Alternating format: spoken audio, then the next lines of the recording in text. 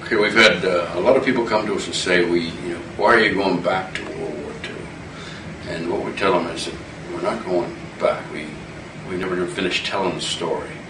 We were able to interview a lot of Marine veterans of the Pacific conflict, and we realized there was a completely different enemy in the Pacific. It was a kind of enemy that you didn't face in European conflict. 1,000 years of Bushido code had made a very brutal, relentless, and tenacious opponent in the Japanese Imperial Army. Because of the Bushido code, the last thing they would do would be surrender.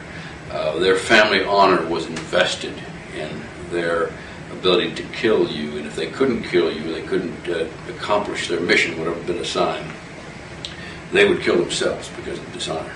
And so we would go into an island like Taro with 4,700 Japanese on it, and at the end of the conflict, we would have lost nearly 4,000, and the Japanese would have only 12 survivors in that conflict. So you think about everybody else of the 4,700 something Japanese, they're all dead, gave their lives. 12 to 17 survivors, I can't recall which, were basically Korean laborers, hospital workers, that kind of thing. When we went into Peleliu, there were 10,000 Japanese. At the end of that campaign, there were 10,000 dead Japanese. And I guess actually there's about 202 captured prisoners in that conflict. Okinawa, you had 100,000, between 100 and 130,000 Japanese. And at the end of that conflict, you only had about 2,000 prisoners. The rest were dead. So that shows the level of dedication. Early in the conflict, they tried to use the samurai swords and long rifles and bayonets and attacks called banzai charges. By the time they hit the two campaigns we talk about in this game, World at War, you've got a little more refined strategy.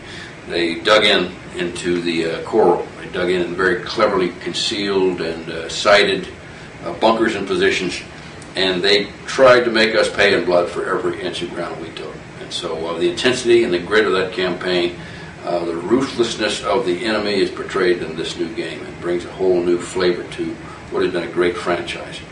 Though the Pacific's been told in some games, it's never been told like it's been told here. And on that same theme, we take part of the campaign in World War, and we go to the Russian theater in the very desperate last few days as the Russian armies closed on Berlin. And again, here's an army that had felt that they had been many injustices had done to the Russians when the Germans occupied their territory. There was a great deal of bitterness and anger, and there was a demand for vengeance. And as they approached Berlin, this kind of no-holds-barred contest that you see in the Pacific campaign was also occurring in the outskirts of Berlin.